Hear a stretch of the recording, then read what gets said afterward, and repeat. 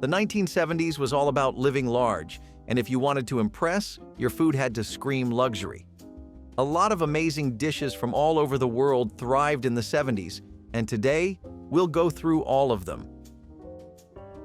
The 1970s saw the rise and dominance of the timeless lobster thermador, a dish that still has all the best restaurants in the world using it to prove they're worth every little best of your money.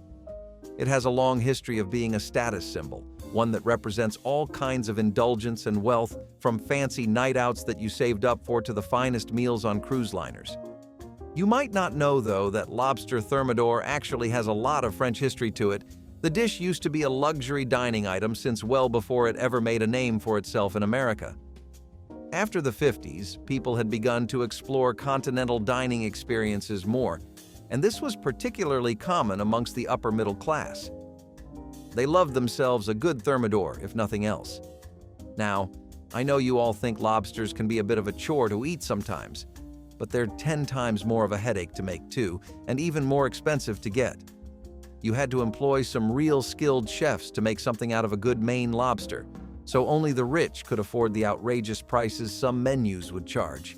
In the 70s, lobster thermador was something you would see in gourmet prix-fixe menus, which would often cost more than $80 per couple. Now, if you had a fat pocket back then and seafood wasn't up your alley, you could go to the best luxury hotels and try out their shimmering restaurants. Or you could spend your time sipping wine in the finest steakhouse America had to offer at the time. Made from the center cut of the best beef tenderloins around, it was definitely what you could call a display of wealth. Plus, this is one I get. If I had the money to burn, I'd definitely go for this steak too. There's nothing that beats that yummy tenderness. Plus, it was always an experience too, you know? You had a whole maitre d' there to carve it for you and only you, and that really added to the whole vibe. Chateaubriand was always a thick roast too, so whenever they'd slice it, they would usually be serving it for two. That meant it was one of the most romantic dinners you could have, so these steakhouses were pretty busy around this time in February back in the 70s. You'd also be paying for the amazing sauces you would get with this, such as the béarnaise sauce. It made the whole thing come together in a way I can't even begin to describe to you. By the 70s, Tournedos rossini had made its own name in steakhouse culture, and it was one that no one would be forgetting anytime soon.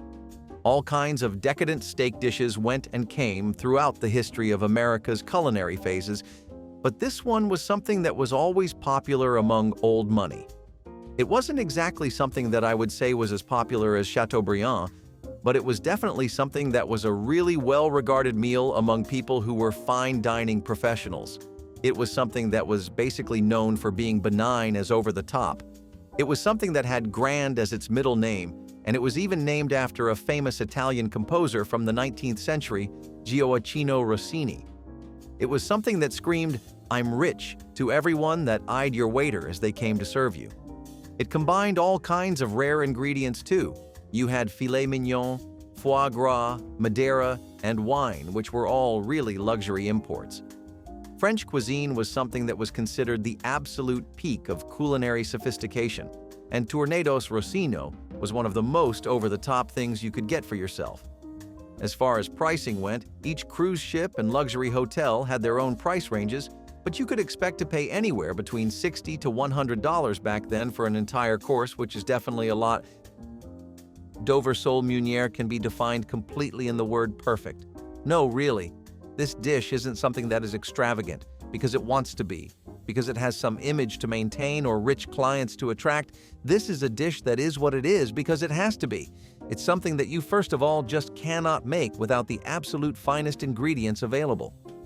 From the Dover sole fish, which is an incredibly rare catch, to the meunière sauce, and the accompanying pomme de terre chateau, each and every ingredient that was placed in this dish was there because it was the best thing that the restaurant could find. Nothing less would suffice. Not only that, you had to have incredible technique to handle the fish, otherwise you'd very easily just spoil it. That's why only the finest and most seasoned chefs got to cook this. By the way, all of this is assuming the fish is caught locally, because if you went for places that were serving authentic imported North Atlantic Dover, then you were getting charged a hefty premium. Only the most elite French restaurants and continental places served it, and it was known as something exclusively upper class. Filet mignon au poivre, or more easily known as peppercorn-crusted filet mignon, was this rich steak that came in a cognac or brandy-infused cream sauce, and yeah, this was just like the rest. All of these dishes were absolutely the priciest things you could get, and scaled to today's rates, we're talking about hundreds or even thousands of dollars on food alone. The filet mignon was simply considered that much of a luxury. It was cut right from the center of the tenderloin, and the melt-in-your-mouth feeling that came as a result of that extreme tenderness was something rich people had no issues shilling out hundreds of dollars for. Plus, the 70s were a big time for all things boozy, and that meant food with more than just spices in it. The cognac people used for these was also top of the line, so just about every aspect of it was made to fit the palates and taste buds of the uber elite. Even if you saved up for this, the amount of money and time spent would just not really make sense unless you had someone's paycheck to burn through on a casual whim. By the 1970s, poussin was something that was available at almost every kind of high-end French restaurant. What would really go well with it was the truffle butter, which is arguably half the reason all those fancy bigwigs ever even came to those places. Catering exclusively to the tastes of gourmands and the upper class, the dish featured young spring chicken, which was basically just chicken that had been slaughtered at around 3 to 4 weeks old. This meant that it was a lot more tender and delicate, but that's also just ever so slightly macabre. Either way, the incredible mix of the truffle butter along with the poussin really brought out the best in both. I wouldn't say this is a dish that did as well as some of its other beef alternatives on the list, but it's definitely something that sold out more than a few tables. People came for the velvety texture of the chicken and stayed for the aromatic flavor of the butter. Hey, some rich people didn't exactly feel like lamb or beef was their thing. You might go up a few tax brackets, but if you're a chicken liver, that's not changing anytime soon. So, people used to think the best way to enjoy supper was to get some hash browns from a local diner. But if your grandpa made the right choices in life and as a result you now sip on caviar for fun, you would be more interested in something like terrine de foie gras. This was something that was a big part of gourmand culture all throughout the early 20th century, and it was something that saw a spike in popularity after the war had ended. French haute cuisine was the apex predator in the fine dining restaurant scene, especially in big boy cities like New York, Los Angeles, and San Francisco. The dish itself was definitely one of the hallmark recipes of its time, being nothing less than absolute extravagance. It was something you'd associate with high society, with people who had big gates and the latest Porsche or something. Even food connoisseurs were amazed at how well the dish had fit into the American palate, despite how it was not something that you would typically see in an American menu at all, but that just goes to show how much times changed right after the wars had ended.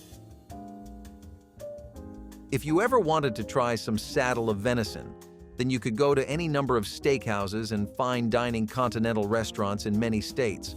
Some of these, like Le Pavillon and Maison Robert, made a name for themselves as being one of the best places to go to if you wanted French food done right. Others, like La Caravelle and the 21 Club, were easily some of the best places to go for if what you were looking for was a very well-made steak. Either way, it was something you would find only where the cats with the biggest piles of gold would come to play. You know, at Maison Robert, it wasn't just damn good venison they were selling. You even got wild boar there. Basically, this dish was meant for all things special and memorable, and if you really wanted to go all out either for yourself or someone else, then you could definitely just do this because it was probably the safest choice amongst all of them. The venison saddle was really something that elevated venison and what it could do for you, as well as opening people's minds to more venison-based dishes. Langoustines in 1970s. America were known as Norway lobsters, and they were something that could easily come into the definition of exotic. It was a little different from your standard lobster, since it was its own separate area of American food culture. Langoustines had one thing about them, though. They were very rare, and you couldn't even catch them in the country. Any langoustines that restaurants use were all imported from Europe abroad. These crustaceans were known for being the most tender and buttery food along, and the scarcity and resulting high price only added to the luxury item feel for rich people. The way the upper class works is if you can prove a bigger point by charging more money, they'll gladly pay you more. At the end of the day, it looks even better if, say, they paid 150 instead of 100, right? The reason langoustines aren't something you see anymore is because it became hard to import them from Scotland and Ireland because of their really perishable nature. They had to be shipped live or they had to be flash frozen, and that made them a lot more expensive and costly than they originally were. Most places decided it wasn't worth it to spend so much on something that only a small portion of their client base paid for. Caviar blini, on the other hand, was something that was sitting at the top of the caviar hierarchy. Even beluga, ossetra, and sevruga caviar that had been imported straight from the Caspian Sea came up short in comparison. Plus, the prices here were insane. Depending on where you went, private club or Michelin-starred French restaurant, you could actually end up paying more than $200 per ounce, which would be the equivalent of paying over $1,000 for caviar. Now, luckily, there have been laws that have policed how much caviar we source. There have been environmental issues due to overfishing, but it is always something people associate with being filthy rich. You get this served with the nicest champagne any place has to offer, the nicest sides you've ever had, and you just feel like you're sitting on top of the world. More than the silky smooth texture and the all-too-vivid taste, the feeling of being filthy rich that this gives you is what keeps people coming back for more. Sautéed sweetbreads were basically just the thymus gland of the veal or lamb, which, yes, I know this name qualifies for being a catfish. Veal sweetbreads were really common in fine dining circles, though, and what's more than that, they were actually the standard for good, tender meat. What was slightly annoying about them was the way they needed so much preparation just to be able to be cooked. Like, you had to blanch them, peel away all the membranes still stuck on there, soak it in cold water, and then press it before you could get to cooking it.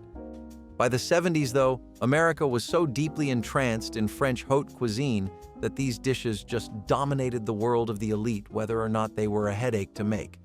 Plus, it's not like those guys ever made it themselves. These weren't just meant to be meals. They were meant to be experiences that used the medium of food, and that whole logic is a big part of why they call it fine dining. Most places made it with traditional French methods, but some like to throw in escoffier-esque techniques in their preparation. Pressed duck, or as the French call it, canard à la presse, is one of the most elaborate dishes you can get. Seriously, I don't know how many of you grew up watching cooking shows and food competitions, but you knew things were getting fancy as soon as somebody mentioned duck. Now, to top all that off, you're going to throw in an entire young duck, roast it, serve it with the glossiest sauce you've ever seen made from the duck's own juices, and throw on an entire show before serving it. This thing wasn't just something that looked like luxury from a first glance. It was something that screamed luxury with everything there was to observe about it. It was served in a duck press. The wine was fantastic and obviously far more expensive than a bottle has any right to be, and you literally had professional skill barriers with this dish. I'm serious. Basically, it was such a rare and difficult cut of meat to work with, and you couldn't just give it to any chef in your roster. You had to give it to the absolute best, ones who actually knew how to handle the exquisiteness of what they're doing. Although I'm making it sound like a real spectacle, some of it might be a bit too macabre for you, though. Especially the part where they crush the carcass by your table so they can extract all the blood and bone marrow. Those were the juices that were emulsified to make the red wine sauce using duck stock. That, and a lot of the skill and import barriers that were common with this recipe, is why this dish fell out of menus as trends shifted away from ducks. But don't let that mislead you. It's still something that rich people pay quite a heavy amount of dollars for. So, how do you scope out a good steakhouse? You watch out for their medium rare, right? How do you tell a good bar? You want to try out their neat basic drinks, right? The same was true for an upscale French restaurant. If you wanted to know how good it was, you'd try their crêpes suzette, usually with Grand Marnier and cognac. Not only was it a dish that French restaurants prided themselves on doing amazingly, but it was also just a sign of a really refined palate. Most people considered this to be a sophisticated appetizer that only those who could appreciate the finer things in life with their taste buds or their wallet would understand. Something that people always associated with Parisian luxury, really.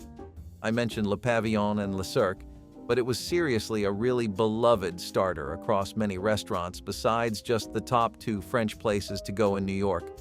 In Los Angeles, you had Perinos. You really couldn't ever imagine just how delicate, sweet, and light these were, especially when they were drenched in the suzette sauce. This sauce would be made with Grand Marnier, orange juice, zest, and butter, and then caramelized and flambéed, so it was definitely a sight to see and have. Plus, the premium vanilla ice cream at the end really helped tie a neat little bow on everything. On the other hand, by the 70s, lobster bisque had become a status symbol of all things rich and affluent in America. Served at steakhouses, elite hotels, and the fanciest restaurants you could find on the blocks. This was a soup with a deeply vivid flavor. It was a dish that you ordered to flex, simply put, and nothing else. It took the richness of heavy cream and combined it with the seafood flavors from the lobster shells that chefs would extract, and together it became a luxury item. Funnily enough, lobster really wasn't always considered in such high regard. At one point, in New England and other coastal cities, people actually considered it a cheap food for middle and working class people. Now, how does something go from that to this and that too organically? The answer is, it doesn't.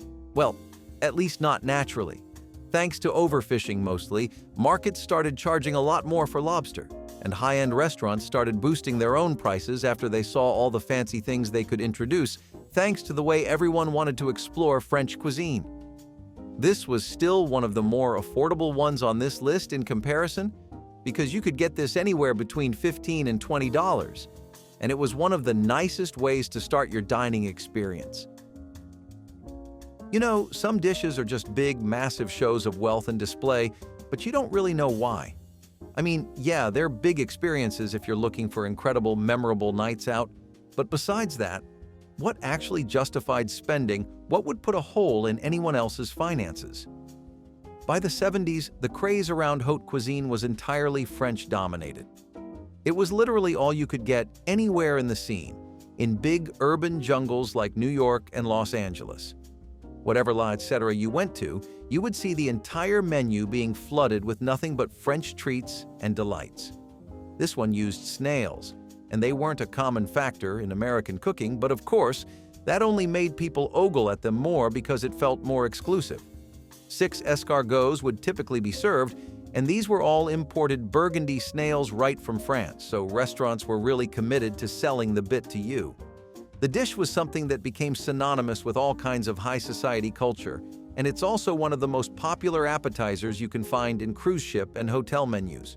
With this one, you also had an almost ceremonial feel to it. You would get snail tongs and 2-pronged snail forks, and you had to use that to get the meat out and dip it in the garlic butter, so it all felt very exclusive. Pâté en croûte were something that were always too good to look at. The kind of dish you honestly felt just a little bit bad about as you tore it open and shredded it into sizable bits and pieces. It was one of the most prized appetizers, half because of the presentation though. The high-end restaurants I've mentioned so far, and the gourmet food shops alike across San Francisco, California, and Washington, D.C. were all enamored with this. It wasn't really as common as, let's say, escargots or some of the heavy-hitting steaks we've had, but you would find famous restaurants from the 70s who were more than happy to share their take on these. Places like the Plaza in New York, the Beverly Hills Hotel, and Waldorf Astoria were all some of the most notable establishments to ever serve pâté en croûte. If you think these names might not be relevant, then you should know that these were some of the best French restaurants of their time, both in skill, value, and reputation. In gourmet delis, you could find these for around $20 to $50 per plate, which basically meant you'd be spending around $250 alone on just an appetizer. Fun, right? Just like lobster, salmon also used to not be considered such a big deal before it got to the point where it was overfished and became drastically rare. But demand never dropped. Smoked salmon and scrambled eggs were basically their version of your typical bacon and eggs breakfast. Of course, even the way the rich start their day has to stand out, you know? The rest of us can enjoy a blueberry muffin from a bakery on the way to their office job. This was actually something that became common in lots of minority communities in America too, at least their rich circles. Jewish delicatessens and private clubs were the biggest enablers of this breakfast, which I'm not going to lie, it is really good, but it's also just not a big sign of having exquisite cosmopolitan taste that's slowly dying out as old money gets replaced by new money. Still, if you ever wanted to conduct a business meeting over some nice breakfast with a wealthy client, this is what you wanted to go for. Let's start with wild mushroom risotto, which was a staple of northern Italian cuisine and wasn't actually too common in America until the 70s hit. Gourmet chefs were starting to get inspired by something known as nouvelle cuisine. This is basically just a cooking style the French use, but the deal here this time is that it's entirely focused around these really light dishes that are presented in a really flashy way. It also makes use of a lot of minimalism in its presentation, and in the 1970s it was seen as a nice little relief from the overload of haute cuisine that people were experiencing. French culture was usually known for relying on strong marinades, wines, and heavy, creamy, and boozy sauces. These dishes were the opposite. The menus were shorter, there were a lot more fruits and herbs, and even new techniques like steaming were emphasized, which wasn't something you'd see before. This risotto was a lot like that, since it focused more on having herbs and aromatics bring out the natural flavor of the mushrooms rather than having it be something that relied heavily on a sauce. It really required good technique though, but hey, mushrooms had been in style the entire century, and this dish was just bringing out the best in them. Braised guinea fowl in Armagnac is a lot more fancy than it sounds, so this one was an underdog. In the 70s, it was something that wasn't really all that popular in American restaurants, despite how a lot of these French dishes had imitations by American restaurants on their menus to draw in crowds. They wanted to capitalize on the bandwagon too. This was something you'd only find in Michelin star level restaurants though, or places like the New York Yacht Club. Guinea fowl wasn't something that you would get normally around here either, you had to source it especially. What was really expensive was the free-handed use of Armagnac, which was a really rare French brandy right from Gascony that had been aged thoroughly. It's something that barely even gets produced, and everything about the production process, from the oak barrels to the specific kind of grapes they grow and use, all of it is very premium. That makes the cost skyrocket. But it's not like the customers we're talking about are hurting for some loose change, right? Like I said though, French food was most commonly associated with boozy delights, and this is a great example. Parker House rolls were these really sweet, crispy golden rolls that had been folded into the shape delicately, and they were something that actually originated all the way back in the 19th century, during 1870, at the Boston's Parker House Hotel. They became something of an American classic for middle-class homes in the 50s and 60s, but they also became a sign of wealth because the Parker House Hotel itself was one of our very first grand luxury hotels, and even in the 70s was still considered one of the best. It was actually a funny accident, though. The story here is that there was a baker at the hotel who had folded most of the rolls in a lot of frustration because they just hadn't come out right, and he had accidentally come up with a half-moon shape. That shape was really iconic, and all kinds of supper clubs and steakhouses served Parker House rolls as a nice side to things like beef Wellingtons, roast ducks, and oyster stews. They were something that started as an upper-class item, though. People repurposed them and started baking them at home after taking enough cracks at the recipe, but they were never really the most expensive thing you could get, so it was a nice little middle ground, which I think we could use more of on this list because, see, these names are making me hungry, but they're making my wallet terrified. Beef tongue in Madeira sauce was one of the most old-school dishes you could ever get. This was French excellence at its finest, but for a few reasons, this dish didn't manage to make it into the next decade with the same momentum. We'll go through that in a minute, but first, let's discuss what beef tongue even tastes like, and why Madeira sauce is so special. So normally, beef tongue wasn't considered luxurious at all. It was something that people ate really commonly in Jewish, Mexican, and German immigrant communities, but it only started being a continental mainstay after the French technique of pairing it with Madeira sauce started circulating around the culinary world a bit more in America. This dish was basically supposed to be a gourmet rendition of an offal meal, which was most of the catch. The beef tongue itself, though, was incredibly tough. It was a hard cut of meat that wasn't a joy to chew through at all, and honestly, I think most people would have an easier time chewing rubber off. Still, hours of braising tend to do wonders. After the tongue achieved that ideal soft texture, next would come the Madeira Island Special right from Portugal's shores. This wine was aged, fortified, and made with the utmost of care, so it was really something both to drink and have with the dish. The smoky depth of the Madeira sauce was amazing, but awful dishes as a whole started to decline after a while in the 80s and 90s.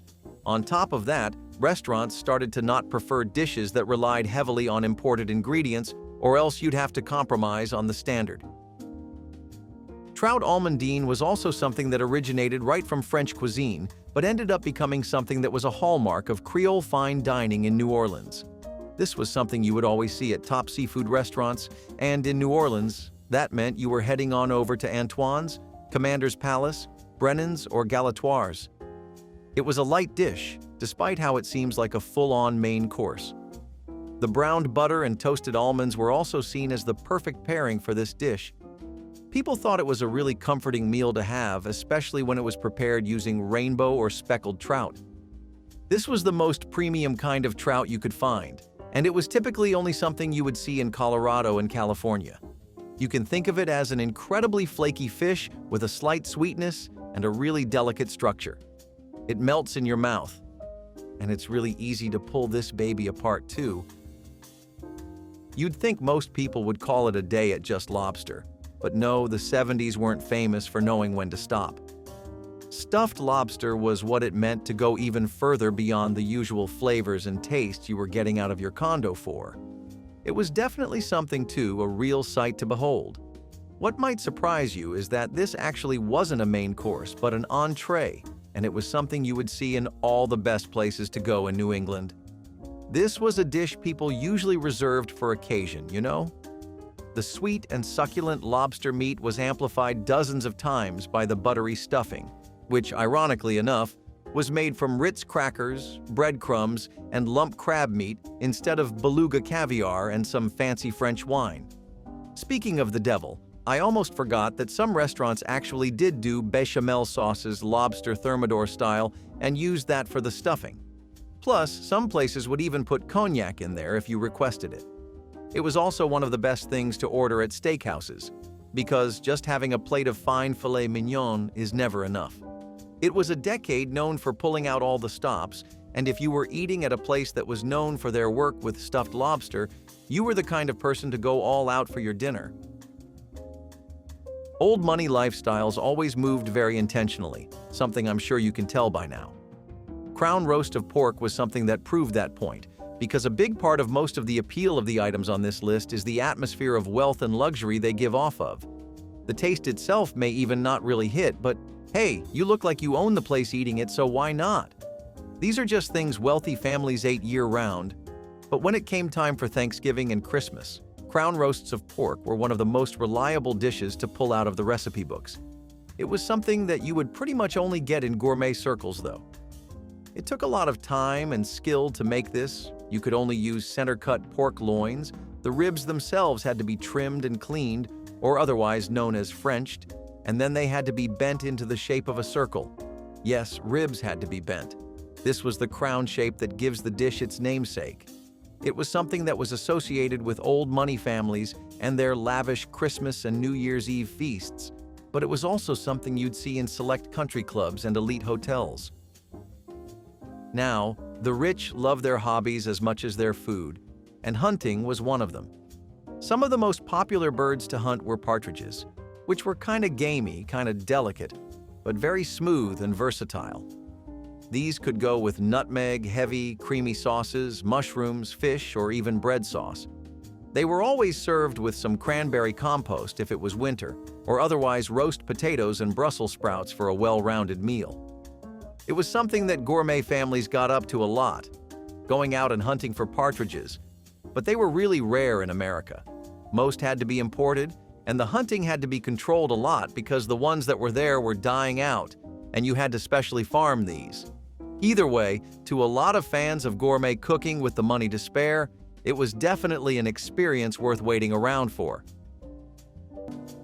For a more concrete breakfast meal, people often chose breakfast burritos. In the 70s and 80s, fine dining evolved in California, popularizing this dish across the country. Not everyone wants to make burritos themselves. It is kind of exhausting, especially if you don't know how to roll them properly.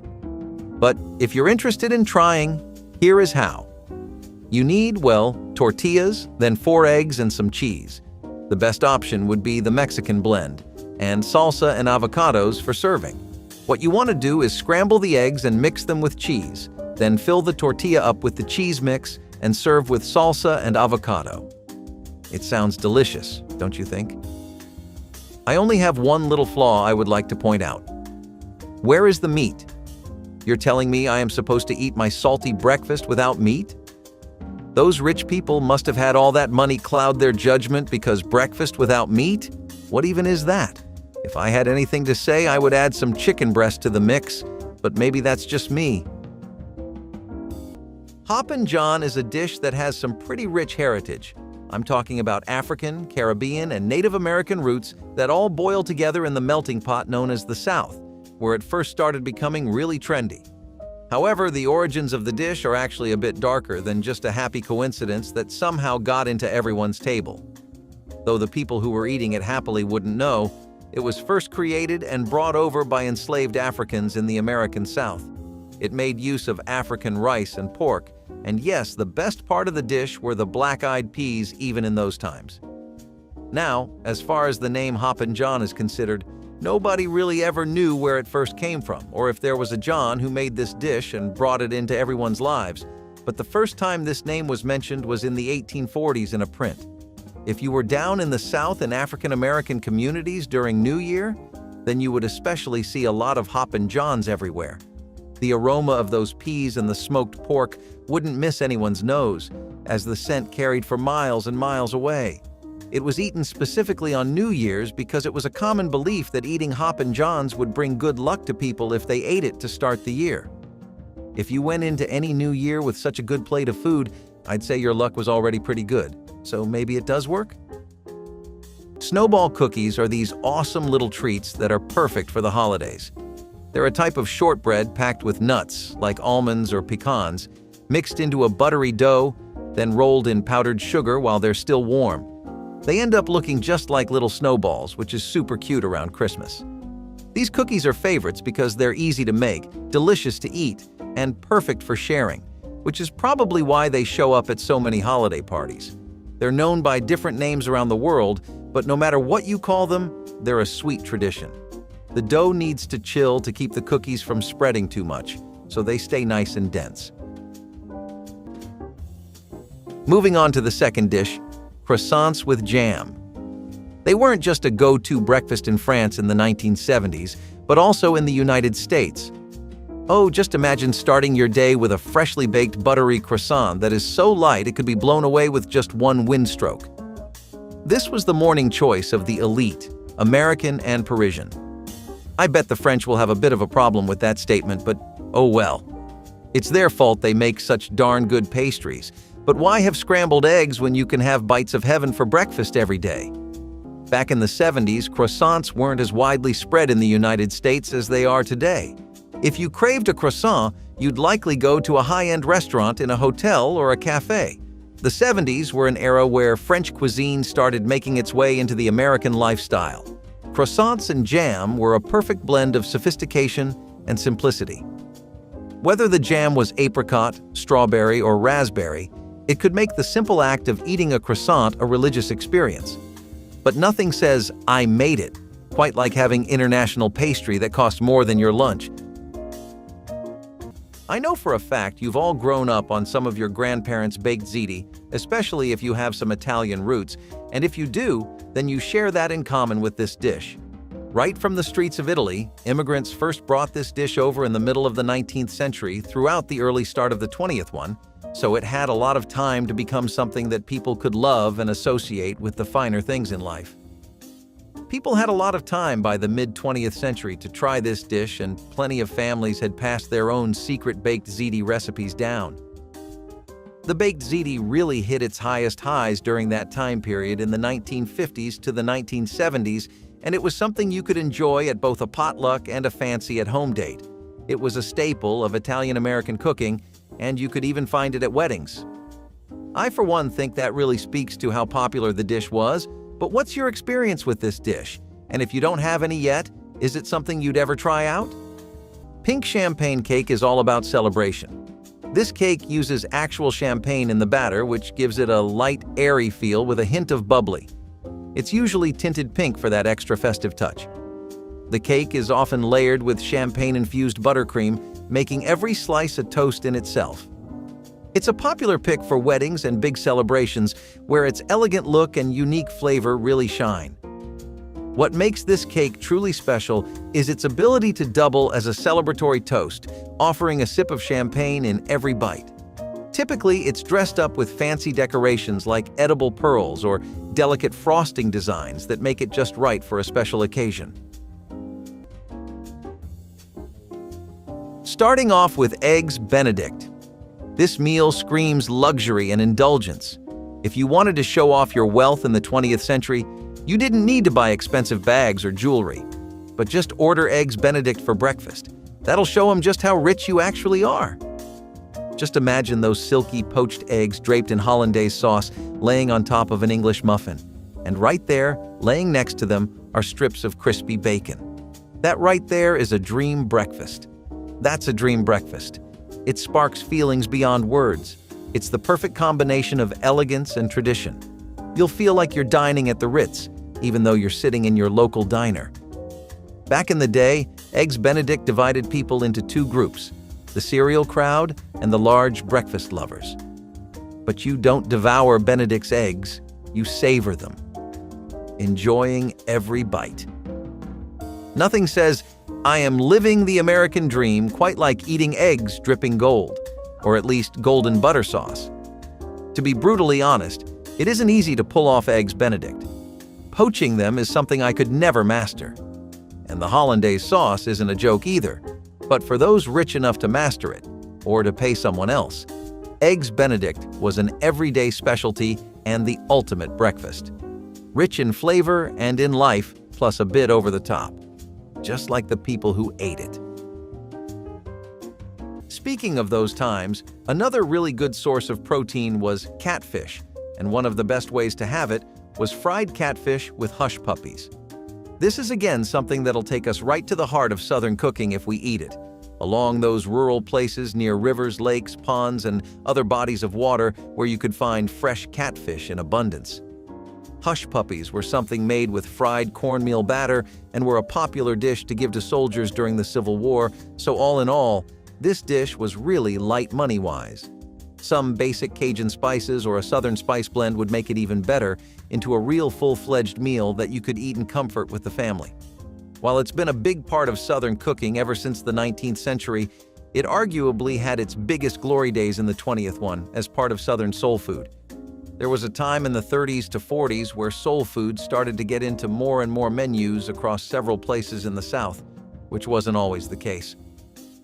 Thank God it did, though, because steamed catfish definitely doesn't hit the spot quite like fried ones do with some golden brown hush puppies.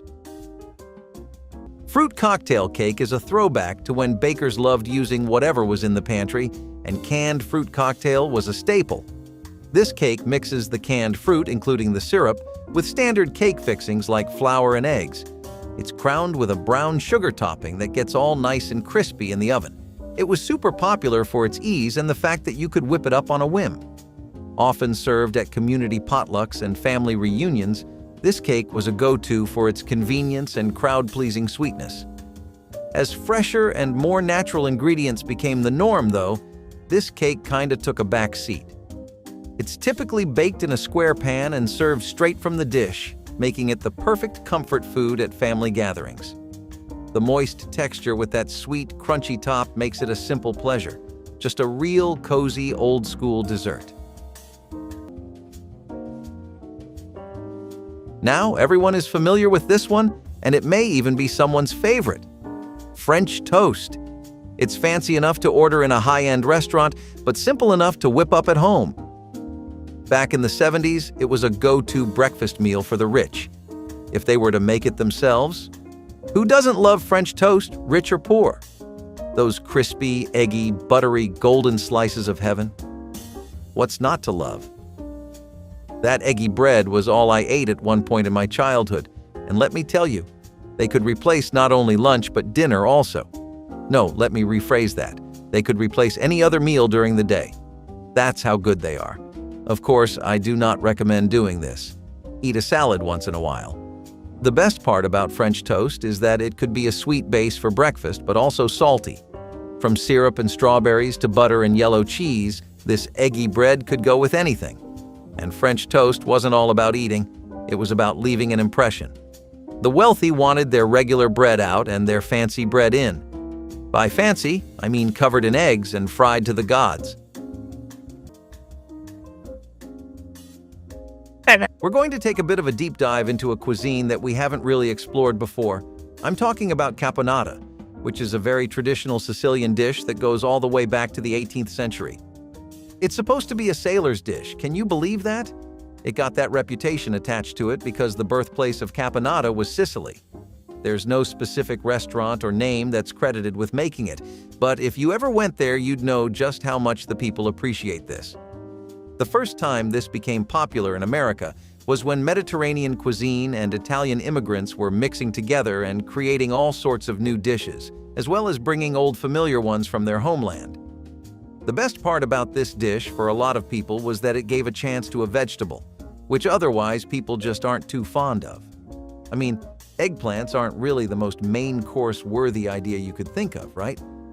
Pair that up with some tomatoes, onions, olives, and capers and cook it in vinegar, sugar, and olive oil. Make a nice little traditional agrodolce sauce, and you'll get this extremely earthy dish with a lot of complex flavors going for it. Peach melba is this classy dessert that was whipped up by a famous French chef for an Australian opera singer named Nellie Melba. It's pretty straightforward but elegant, just poached peaches and raspberry sauce over vanilla ice cream. The peaches get poached in syrup to sweeten them up, then they're laid over creamy ice cream and drizzled with that zesty raspberry sauce. This dessert became a big deal because it's light and refreshing, a nice change from heavier sweets. It's often served in a fancy glass dish to show off the pretty colors and layers, making it a hit at upscale dinners. Let's get baking. Challah bread. One of the essential elements of Judaism, perhaps the most universally known and beloved, is challah bread. It's a traditional Jewish braided bread that has been a staple of family gatherings and the centerpiece of the weekly Shabbat table and many holidays. We now know of challah as a sweet bread that is ripped apart before it even hits the surface of the table. But it wasn't always like that. Biblically, challah was the portion of bread given to the Kohen or priest. This weekly ritual was usually conducted by women who were the ones baking the bread, and it involved throwing a piece of dough into the fire. In medieval times, challah was a simple, plain loaf of bread. The braiding only started in the 15th century in Austria and southern Germany. Braids also symbolized the Sabbath bride's hair. The wealthier you were, the more strands you could have, a result of having more time, expertise, and domestic help. Challah was completely transformed in the United States. Everything got bigger and sweeter. Jews who came to America discovered a variety of new, cheap ingredients. In Europe, bread and sugar were quite expensive, so they had black bread all week, except on Shabbat, when they had white braided. But in America, you could have a white sweet loaf every day. Challah paired with berries, powdered sugar, or honey made it a true delicacy. It was served at high-end restaurants, and it was truly like fireworks exploded in your mouth.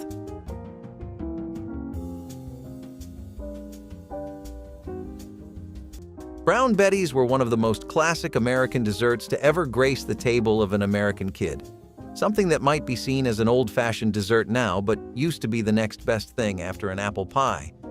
The flavors of a Brown Betty usually come from the spiced apples and other fruit-layered dishes, which are really buttery.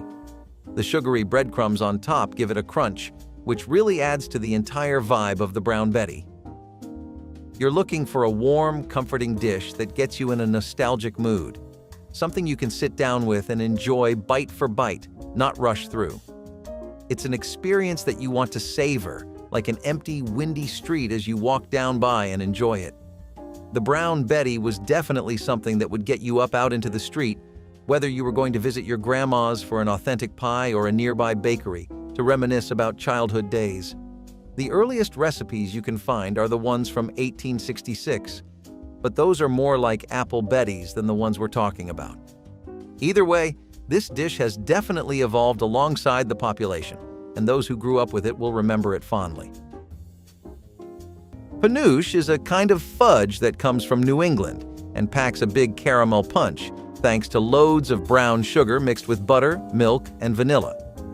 It's different from your typical chocolate fudge because it's got this rich, molasses-like flavor and a slightly grainy texture that's really unique. Often, it's loaded with nuts like walnuts or pecans, adding a bit of crunch. This confection is a staple at many New England fall fairs, where its old-fashioned charm is a crowd pleaser among those who appreciate classic sweets. It's a favorite at fairs and candy shops, especially in the Northeast, where it's usually sold by the block.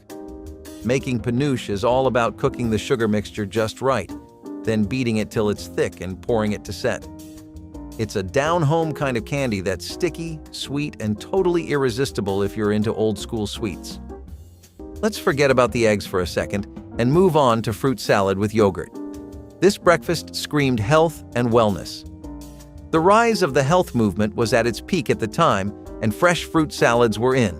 Fruit salad with yogurt became the ultimate power breakfast, offering a good source of protein. This was the era of exotic fruits, so forget your plain old apples and bananas, and welcome to the papaya and kiwi show. In the 70s, fruit wasn't just food. It was a lifestyle. You not only ate fruits and yogurt, you lived and breathed them. If you put those colorful bowls of cherries, melons, and berries in front of yourself, you could basically call yourself a nutritionist.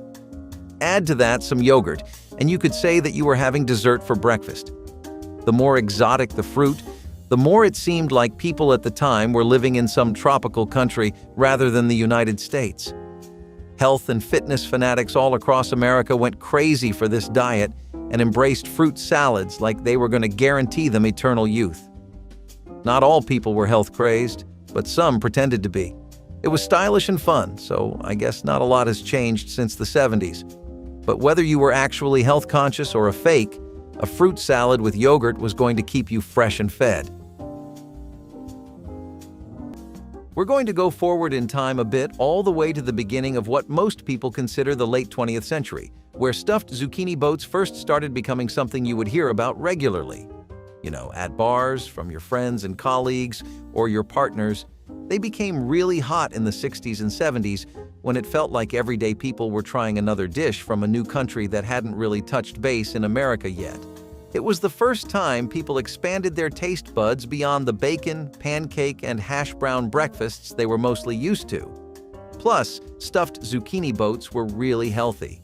They were a lot better to eat than those aforementioned breakfasts. The best part was that you could really change up the fillings, so depending on what you wanted, you could have fully vegetarian zucchini boats or ones with ground beef stuffings. People say this is a part of Italian-American cooking, but a lot of Mediterranean cooking makes use of dishes similar to zucchini boats, like using stuffed peppers and vegetables like eggplants. Wacky cake is also known as depression cake because it came about when stuff like eggs and milk were hard to come by. It's vegan by accident, using vinegar and baking soda to make it rise instead of eggs. This cake is all about being deliciously simple and affordable, mixing everything right in the baking pan, which means less mess too. Although it was a big deal back when fancy ingredients were scarce, it's not the showstopper it once was with all the fancy desserts out there now.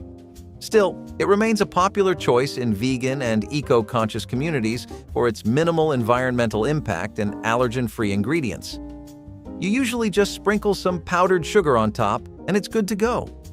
The moist, rich chocolate taste makes it hard to believe it's made without any dairy or eggs. It's just a smart, tasty solution when you're short on supplies. Smoked salmon bagels, picture this. A perfectly toasted bagel, warm and soft on the inside and crispy on the outside. Cream cheese is generously spread on the bagel. My mouth just started watering. But that's not the end. Layered on top is a silky salmon. Add a bit of seasoning, lemon zest, and thinly sliced onions, and suddenly you're not only having breakfast, but you're eating in style.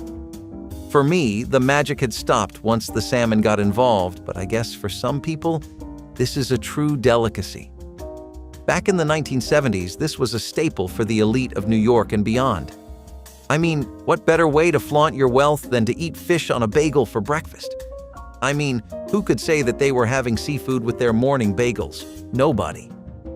Except for the rich. This is one of those indulgent meals, but with a touch of class, without being over the top. Plus, it was rare back in the day, which probably made people who could afford salmon feel fancy even if they were still in their pajamas.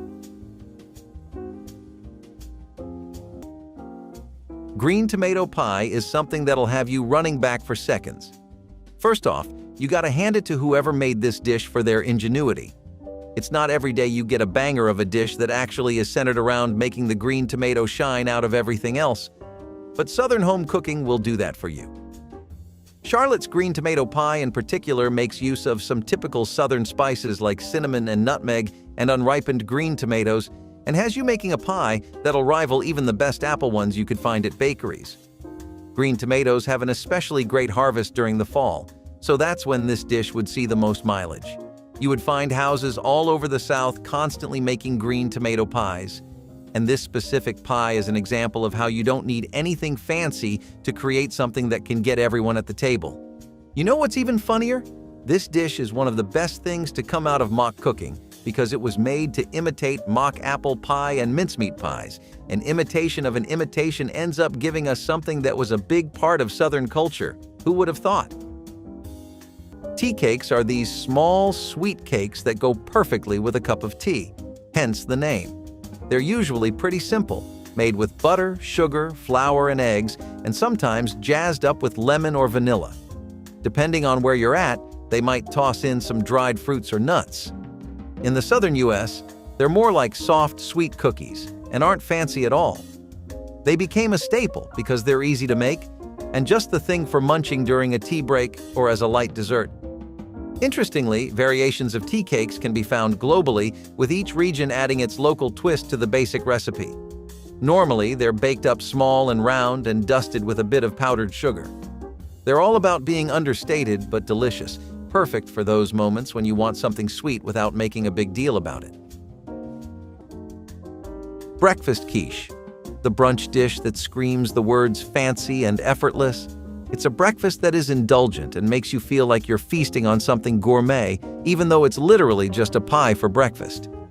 Imagine a buttery crust over a rich filling, filled with gourmet ingredients like smoked salmon, spinach, or even truffle oil if you're feeling extra posh. Breakfast quiche is a dish that can be served at sophisticated parties and in your own kitchen. Is it breakfast? Is it lunch? Does it even matter? It's one of those dishes where you can throw just about anything in, and somehow it always turns out like you slaved away for hours. This is why quiche became a favorite for the brunching elite, especially in the 1970s, when it went from being a French classic to an American brunch staple and hosting a brunch without quiche. That's like throwing a party without champagne. It's just something you don't do. With fillings like bacon and cheddar to caramelized onions and goat cheese, quiche is proof that even breakfast can have a touch of elegance and a whole lot of cheese. So this is a bit of a tricky name to pronounce even when you give it a genuine try, but it's worth knowing about this dish because of how good it is. Ballymaloe Irish lamb stew is something that comes all the way from County Cork, and lamb stew is something that Americans welcome with very open arms. You can particularly find this dish being spread in droves around St. Patrick's Day in any Irish-American community. Whether you're in New Hampshire or Rhode Island, which even today have a pretty solid amount of Irishmen living in them, you're bound to run into a Ballymaloe stew once in a while. Despite how good of a stew it is, with tender carrots, potatoes, and tender strips of lamb, and how simple the preparation is since it relies mostly on the natural flavors present in the ingredients, this dish actually flopped once before. Well, I wouldn't say it was a true flop, but it did fade out of the memory of the general public before too. That was before the 20th century, but ever since then it has been seeing a bit of a revival thanks to social media and Ballymaloe House, which is what it's named after. Either way, this is one of the best recipes to ever come out of a family cookbook. And if you've ever had one while at an Irish friend's home, then you know exactly what I'm talking about. bake. Hawaiian Delight is all about those tropical vibes, mixing pineapple, coconut, and macadamia nuts into a creamy, dreamy dessert. It layers crushed pineapple with coconut-flavored pudding and whipped topping, all on a crumbly crust. It's a favorite for gatherings where you want something easy and refreshing that screams tropical paradise. This dessert is particularly popular during the summer months, serving as a cool treat that transports eaters to the sunny shores of Hawaii with every spoonful. This dessert is usually chilled and served in squares, making it super easy to grab a piece. The combo of crunchy nuts, creamy pudding, and fruity pineapple makes every bite a mini vacation. While we're on the topic of eggs, let's not forget to mention the omelet with herbs and cheese. The wealthy really couldn't just have plain eggs, could they? Everything had to be herby, with special creams and cheeses. Wow, how rich! I can just imagine the housewives making this for their hungry husbands with a big smile on their faces as she sprinkles the herbs and adds the cheese to the meal, which is no longer a regular meal, but a sophisticated experience. Parsley, chives, or basil weren't just random herbs. They were the herbs, the ones that were irreplaceable, and without whom the eggs would just be eggs. On top of that, the richer the cheese, the higher the status. It didn't matter whether it was Gruyere, cheddar, or brie. If it was melting on top, no one asked questions. Now here's something that started out in the bleakest of times but quickly became a sensation throughout America even after the Great Depression ended. You can't ever beat a fried bologna sandwich. I don't care what uptown neighborhood and what fancy restaurant you've been to. Something about that mix of bologna with cheese, mayo, and sometimes even bacon and sausages is unbeatable. It was something that was incredibly beloved by the public right after the Second World War ended, and the Midwest in particular couldn't really ever get enough of it. Diners, homes, rural areas, local breakfast joints, everyone was serving an affordable fried bologna sandwich. It was something you could rely on to both satisfy your taste buds, get you a healthy dose of protein, and not break your wallet if you had it daily, which was really asking for a lot in those times. Scones with clotted cream. Now that's a breakfast that gives posh with every bite. You break it open and generously spread a thick layer of clotted cream, like a mix of butter and something even richer. Then comes the jam, sweet and fruity, to top off this morning's masterpiece. If you're feeling extra refined, you pair it with a steaming cup of tea because naturally this isn't just breakfast, it's an experience. Scones with clotted cream have long been favorites at fancy breakfasts in high-end restaurants, afternoon teas, or any occasion where you want to cosplay like British royalty for the day. Back in the 1970s, when the wealthy in America were obsessed with European delicacies, this dish became a go-to for brunches and gatherings. Light yet indulgent, it's the kind of breakfast that makes you feel a bit more civilized even if you're sneaking bites in your pajamas. Now this is something I could snack on. Are you a big fan of deli food? Deli meats, sandwiches, loaves, that kind of thing? Then one of the best parts of that kind of eating was the olive loaf. It was usually made with pork and beef plus chopped green olives, which is what it became known for. There was a small, brief period before convenience foods started taking over America, where processed meats were really becoming a thing, and this dish was a big part of that time, which arguably spanned all over the 1940s to the 1970s. It had an extremely loyal fan base too, as this was responsible for many deli counters still staying in business. These days, you could find retro stalls that still do a mean olive load, but the days where this was a commonplace item on the street and something you'd see your grandma cooking up are long gone in America's history. People definitely remember the flavors of the bologna, the ham loaves, and all the amazing dips they came with, though. While we're on the topic of something sweet, we must mention pancakes with berries. In the 1970s, pancakes got themselves a bit of an upgrade. People were bored of plain old butter and syrup, so they got creative with them. Adding various fruits, like different types of berries, nuts, or whipped cream, pancakes became like a blank canvas of cooking. They weren't like a stack of carbs waiting to make you fat. They were statement pieces. People in the 70s realized that breakfast could be indulgent and healthy, though their definition of health might differ. Fresh fruits and nuts added to the sophistication of the dish, making each bite a little celebration. Little pancakes with fresh berries and nuts were the perfect blend of classic and traditional, alongside new and modern. So how's that for a trip through rich fine dining? Comments which food was your favorite, and don't forget to like and subscribe.